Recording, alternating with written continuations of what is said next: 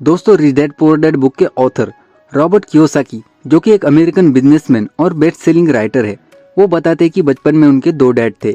एक उनके असली डैड जिन्हें वो पुअर डैड बुलाते थे, और दूसरे उनके फ्रेंड माइक के डैड थे जिन्हें वो रिच डैड बुलाते थे। रॉबर्ट के जो पुअर डैड थे वो बहुत ही एजुकेटेड थे और कॉलेज में प्रोफेसर की जॉब करते थे, जबकि उनके रिच डैड ने सिर्फ 8वीं तक की पढ़ाई की थी, लेकिन वो अपना बिजनेस करते थे। पर गौर करने वाली बात ये थी कि रॉबर्ट के पुअर डैड इतना पढ़े लिखे होने के बावजूद भी वो हमेशा फाइनेंशियल स्ट्रगल करते थे, जबकि रिच डैड ज्यादा पढ़े लिखे नहीं होने के बावजूद भी उनके पुअर डैड से कई ज्यादा अमीर थे। रॉबर्ट को ये देखकर काफी हैरानी होती थी कि आखिर ऐसा क्यों है। तो इसका आंसर उन्हें एक ही पर्सन दे सकता था, वो थे उनके रिच डैड। तो उन्होंने रिच डैड से इसका रीजन पूछा और ये भी पूछा कि अमीर बनने के लिए उन्हें क्या करना पड़ेगा। तो उनके रिच डैड ने उन्हें अमीर बनने के लिए 20 साल तक कुछ इंपॉर्टेंट फाइनेंशियल लेसन सिखाए, जैसे अमीर बनने के लिए पैसों को किस तरह से मैनेज किया जाता है, पैसों से पैसा कैसे बनाते हैं, और ऐसी कौन सी गलतियां हैं जिनकी वजह से गरीब हमेशा गरीब ही रहता है। और ये सारे लेसन फॉलो करके रॉबर्ट भी एक अमीर और सक्सेसफुल बिजनेसमैन बन गए। और 20 साल में सीखे ये सारे लेसन रॉबर्ट ने 1997 में rich dad poor dad book में लिखे हैं।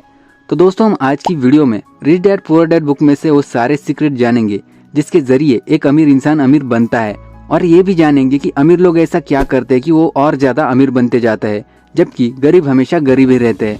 तो दोस्तों, देर ना करते हुए जानते हैं अमीर लोगों के वो सीक्रेट जिन्हें जानने के लिए आप इस वीडियो पर आए हो। Number 1, the rich person do not work for money. दोस्तों, रॉबर्ट के रिच डैड बताते हैं कि दुनिया के 80% लोग एक ट्रैप यानी कि एक सर्कल में फंसे हैं। ज्यादातर लोगों की लाइफ का मकसद बस स्कूल पास आउट होने के बाद अच्छे कॉलेज में एडमिशन लेना, ताकि उन्हें एक अच्छी डिग्री मिल सके, और इसी अच्छी डिग्री की बदौलत एक अच्छी जॉब मिल सके, और जॉब मिलने के बाद शादी करना और अपनी सैलरी से पूरी जिंदगी कार, घर और लोन की EMI भरते रहना, इतना ही रह गया है। वो ये बात नहीं जानते कि जॉब एक लॉन्ग टर्म प्रॉब्लम का शॉर्ट टर्म सोल्यूशन है। इस ट्रैप को रिच डैड रैट रेस बोलते हैं। ऐसे लोग मेहनत तो सबसे ज्यादा करते हैं, पर मेहनत का फायदा किसी और को होता है। वो इस रैट रेस से बाहर निकलना तो चाहते हैं, लेकिन चाहकर भी वो इस रैट रेस से बाहर नहीं निकल पाते, क्योंकि उनके ऊपर अपनी फैमिली की जिम्मेदारी होती है, और इसी डर और लालच की वजह से वो इसमें फंसे रहते हैं। क्या आप भी इस रैट रेस में फंसे हो? हमें कमेंट सेक्शन में जरूर बताना। अगर फंसे भी हो तो कोई बात नहीं, इस रैट रेस से कैसे बाहर निकलना है इसका रास्ता इस वीडियो को पूरा देखने के बाद आपको मिल जाएगा। और ये जरूरी भी है, क्योंकि आपको अमीर बनना है तो जितना जल्दी हो सके उतने जल्दी आपको इस रैट रेस से बाहर निकलना पड़ेगा, और अमीर लोगों की तरह कुछ ऐसी सिस्टम क्रिएट करनी पड़ेगी जिससे कि हमारा पैसा हमारे लिए काम करके हमें और पैसा कमा के दे, और हमें पूरी जिंदगी पैसों के लिए काम न करना पड़े, हमारा पैसा हमारे लिए काम करे। रिच डैड कहते हैं कि जिनकी गरीब मेंटेलिटी होती है वो पैसों के पीछे ऐसे भागते हैं जैसे एक गधा बंधी हुई गाजर के पीछे भागता है, और जिस तरह से गधे को गाजर दिखाकर गधे का मालिक पैसे कमाता है, उसी तरह एक जॉब में बॉस अपने एम्प्लॉय से काम कराकर पैसे कमाता है। और जैसे गाजर के पीछे भागने से गधे को कुछ नहीं मिलता, वैसे ही पैसे के पीछे भागने से एम्प्लॉय को कुछ नहीं मिलता। अब आपके मन में ये सवाल आ रहा होगा कि हमें जॉब करनी चाहिए या नहीं, और हम इस रैट रेस से कैसे बाहर निकल सकते हैं। तो इसका जवाब आपको लेसन नंबर 3 में मिल जाएगा। तब तक लेसन नंबर 2 को समझ लो। लेसन नंबर 2 है, keeping money is more important then making it. इस दुनिया में आपको कई ऐसे लोग मिल जाएंगे जो एक टाइम बहुत रिच हुआ करते थे, पर आज उनकी फाइनेंशियल कंडीशन बहुत ही खराब है। आज उनके पास कुछ नहीं बचा। ऐसा इसलिए हुआ कि उनके पास फाइनेंशियल एजुकेशन की कमी थी। उन्हें पैसों को मैनेज करना और ग्रो करना नहीं आता था। रिच डैड कहते हैं कि गरीब लोग असेट और लायबिलिटी के बीच का डिफरेंस नहीं समझते, इसीलिए वो गरीब रह जाते हैं। जबकि आपको अमीर बनना है तो आपको असेट और लायबिलिटी के बीच का डिफरेंस समझना होगा। रिच डैड के मुताबिक असेट वो चीज है जो आपकी जेब में पैसे डालती है, और लायबिलिटी वो चीज है जो आपकी जेब से पैसे निकालती है। पुअर और मिडिल क्लास लोग असेट और लायबिलिटी के बीच का डिफरेंस नहीं समझते, इसीलिए वो पूरी लाइफ असेट समझकर लायबिलिटी खरीदते हैं, जिससे कि वो चीज उनको पैसे देने की जगह उनका खर्चा और बढ़ा देती है। रिच डैड इस फाइनेंशियल लिटरेसी का एक बहुत ही अच्छा एग्जाम्पल देते हैं।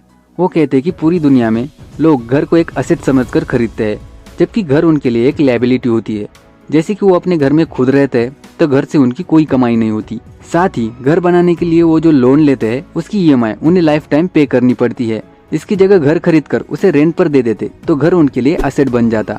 इसीलिए रिच बनने के लिए दूसरा लेसन ये है कि आपको असेट और लायबिलिटी के बीच का डिफरेंस समझना होगा, और अपने लिए जितने हो सके उतने असेट क्रिएट करने होंगे। Lesson number 3, get in your business along with your job.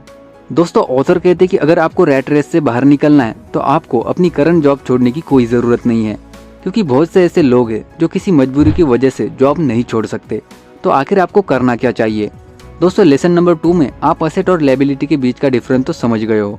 अब आपके पास 9 to 5 की जॉब करके जितना टाइम बचता है उस टाइम में आपको अपने लिए धीरे धीरे करके ज़्यादा से ज़्यादा असेट क्रिएट करने पड़ेंगे।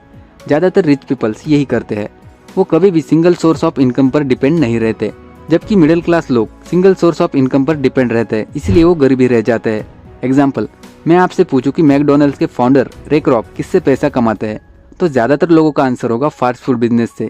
पर दोस्तों रे क्रॉक का असली बिजनेस फास्ट फूड नहीं बल्कि रियल एस्टेट है, क्योंकि जब भी वो मैकडोनल्ड्स की फ्रेंचाइजी देते हैं तो साथ में शॉप के लिए जगह भी प्रोवाइड करते हैं और उस जगह का रेंट उनको पे करना पड़ता है, और उनकी फ्रेंचाइजी ऑलमोस्ट हर कंट्री में अवेलेबल है। तो दोस्तों आप खुद ही सोच लेना कि रियल एस्टेट से उन्हें कितनी कमाई होती होगी। इसके जरिए ऑथर हमें ये बताने की कोशिश कर रहे हैं कि अगर हमें रिच बनना है तो हमें एक इनकम सोर्स पे डिपेंड रहने की जगह मल्टीपल इनकम सोर्स जनरेट करने होंगे। जैसे फास्ट फूड बिजनेस करते करते रे क्रॉक ने दुनिया में रियल एस्टेट का सबसे बड़ा एम्पायर खड़ा किया है, उसी तरह एक आम आदमी भी जॉब करते करते अपने लिए मल्टीपल इनकम सोर्स क्रिएट कर सकता है। एग्जाम्पल, बिजनेस शुरू करना, स्टॉक मार्केट में इन्वेस्ट करना, रियल एस्टेट में पैसा लगाना, इनमें से कोई भी एक तरीका अपना कर आप अपने लिए एक नई सोर्स ऑफ इनकम बना सकते हो।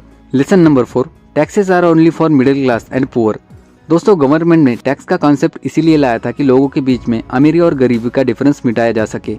यानी कि शुरुआत में सिर्फ अमीर लोगों पर ही टैक्स लगता था, लेकिन समय के साथ मिडिल और अपर मिडिल क्लास के लोगों पर भी टैक्स लगना शुरू हो गया। आज की बात करें तो ये मामला पूरी तरीके से उल्टा हो गया है, क्योंकि अमीर लोग अपनी फाइनेंशियल नॉलेज का यूज करके खुद को टैक्स देने से बचा लेते हैं। गवर्नमेंट के पास जो सबसे ज्यादा टैक्स जमा होता है वो मिडिल और अपर मिडिल क्लास के लोगों द्वारा ही जमा होता है। रिच डैड कहते हैं कि अमीर लोग सबसे पहले पैसा कमाते हैं, फिर उन पैसों से अपनी जरूरतें और ख्वाहिशों को पूरा करने में खर्च करते हैं, और लास्ट में अगर कुछ बचता है तो उन पैसों से वो टैक्स पे करते हैं। जबकि मिडिल क्लास लोग पहले कमाते हैं, फिर टैक्स पे करते हैं, और लास्ट में जो कुछ बचता है उसमें अपना गुजारा करते हैं। Number 5, rich invent money. Mark Zuckerberg, Jeff Bezos, Elon Musk, ये लोग मार्केट में ऐसे आइडिया लेकर आए जिनके बारे में दुनिया में पहले किसी ने नहीं सोचा था। उनके आइडिया मार्केट में बिकते चले गए और उन्होंने बहुत सारा पैसा कमाया। रिच डैड कहते हैं कि रिच मेंटेलिटी के पीपल्स अपने आइडिया खुद सोचते हैं और उस पर तुरंत एक्शन लेते हैं, जबकि पुअर मेंटेलिटी वाले लोग बैठे बैठे किसी मौके की तलाश में होते हैं। जिनकी मेंटेलिटी स्ट्रांग होती है वो लोग अपने बिजनेस आइडिया मार्केट में लाने से या कुछ नया ट्राई करने से नहीं डरते, जबकि पुअर मेंटेलिटी वाले लोगों के पास नया आइडिया होकर भी वो लोग सेल्फ डाउट और लैक ऑफ करेज की वजह से कुछ नया ट्राई नहीं करते। जबकि आपको अमीर बनना है तो आपके अंदर भी एक चीज होनी चाहिए, वो है करेज। रिच पीपल्स अपने दिमाग से वो देख लेते हैं जो दूसरे लोग अपनी आंखों से नहीं देख पाते, इसीलिए ऑथर कहते हैं कि अमीर लोग पैसों को इन्वेंट करते हैं। Number 6, work to learn not to earn. Robert अपने बुक में बताते हैं, एक बार सिंगापुर में एक महिला रिपोर्टर ने उनका इंटरव्यू लिया था। वो महिला रिपोर्टर के साथ साथ रॉबर्ट की तरह एक बेस्ट सेलिंग ऑथर बनना चाहती थी और उनकी राइटिंग स्किल भी बढ़िया थी। तो उन्होंने ऑथर से पूछा कि वो बेस्ट सेलिंग राइटर कैसे बन सकती है। ऑथर ने कहा, आप लिखती तो बहुत अच्छी हो, पर सिर्फ अच्छा लिखकर आप बेस्ट राइटिंग ऑथर बन सकती हो, बेस्ट सेलिंग नहीं। अगर आपको बेस्ट सेलिंग ऑथर बनना है तो आपको सेल्स ट्रेनिंग लेनी चाहिए। आप इस बात पर ध्यान दो कि मैं एक बेस्ट राइटिंग ऑथर नहीं बल्कि एक बेस्ट सेलिंग ऑथर हूँ। मैं बेस्ट सेलिंग ऑथर इसलिए बना हूँ कि मैंने लिखने से ज्यादा बेचना सीखा है। ये सुनकर महिला नाराज हो गई और जाते जाते ऑथर से कहा कि उनके पास इंग्लिश में एमए की डिग्री है और सेल्स जैसा काम उसके स्टैंडर्ड का नहीं है, इसीलिए वो नहीं सीखेगी। रॉबर्ट कहते कि वो रिपोर्टर अगर सेल्स का काम सीख जाती तो वो बेस्ट सेलिंग ऑथर बन जाती। ये दुनिया इसी रिपोर्टर जैसे पढ़े लिखे लोगों से भरी है जो कि कुछ नया सीखने का ट्राई नहीं करते। इसीलिए गरीब हमेशा गरीब ही रहता है और अमीर लोग सीखने के लिए काम करते हैं तो वो सीख कर और ज्यादा अमीर होते जाते हैं। अब सवाल ये आता है कि कुछ लोगों के पास फाइनेंशियल नॉलेज होकर भी वो अमीर नहीं बन पाते, उसके पीछे क्या रीजन है? वेल, इसके पीछे ऑथर ने 5 रीजन बताए हैं। पहला है डर। दोस्तों ज्यादातर लोगों के माइंड में जो डर होता है वो है फियर ऑफ लूजिंग मनी। ज्यादातर लोग बिजनेस में पैसे लगाने से डरते हैं। उन्हें ये डर होता है कि अगर बिजनेस नहीं चला तो उनका पैसा डूब जाएगा। पर दोस्तों बिना रिस्क लिए आप अमीर नहीं बन सकते। एग्जाम्पल, मैं आपसे पूछूं कि स्वर्ग में कौन कौन जाना चाहता है तो ज्यादातर लोगों ने कहा होगा कि मैं जाना चाहता हूँ।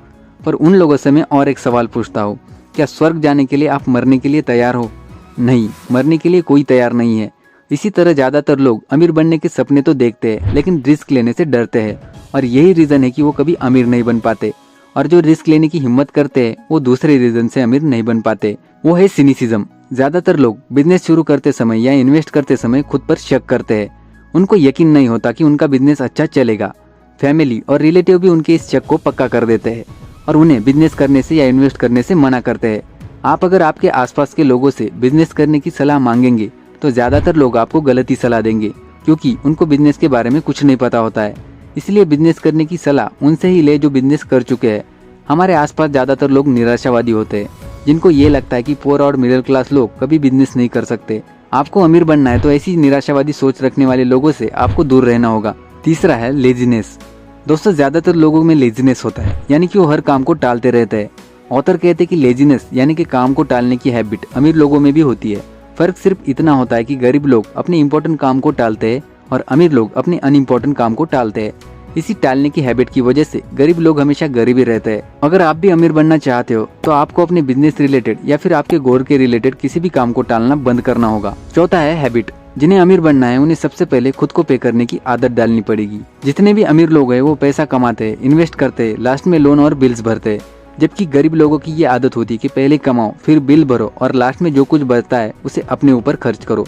जबकि अमीर बनने के लिए आपको सेविंग और इन्वेस्ट करने की हैबिट डालनी पड़ेगी। लास्ट है एरोगेंस। दोस्तों, रिच डैड कहते हैं कि ज्यादातर लोगों में एरोगेंस होता है कि वो सब जानते हैं, उन्हें सभी चीजों का नॉलेज है और इसी अहंकार की वजह से वो अपना पैसा गंवाते हैं, इसीलिए वो कभी भी अमीर नहीं बन पाते। अगर आपको भी अमीर बनना है तो आपको भी कुछ नया बिजनेस करते समय या कहीं और अपना पैसा इन्वेस्ट करते समय उस चीज का पूरा नॉलेज लेना चाहिए। और वो नॉलेज लेने के लिए आप बुक्स की हेल्प ले सकते हो या फिर ऐसा पर्सन जो उस चीज में एक्सपर्ट हो। जाते जाते ऑथर हमें ये कहते हैं कि ज्यादातर लोग फाइनेंशियल स्ट्रगल इसीलिए करते हैं क्योंकि हमारे स्कूलों में पैसों के बारे में नहीं सिखाया जाता। स्कूल में सिर्फ पैसों के लिए काम करना ही सिखाते हैं, ये नहीं सिखाते कि पैसों से अपने लिए कैसे काम करवाए। लेकिन आप अभी तक इस वीडियो में बने हो तो आप पैसों से अपने लिए काम करवाना सीख गए हो और ऐसा करके आप भी अमीर बन सकते हो। अगर आपको ये बुक खरीदनी है तो उसका लिंक मैंने डिस्क्रिप्शन में दे दिया है, आप वहाँ से इसे परचेस कर सकते हो। फिर मिलते हैं ऐसी एक नॉलेजेबल वीडियो के साथ।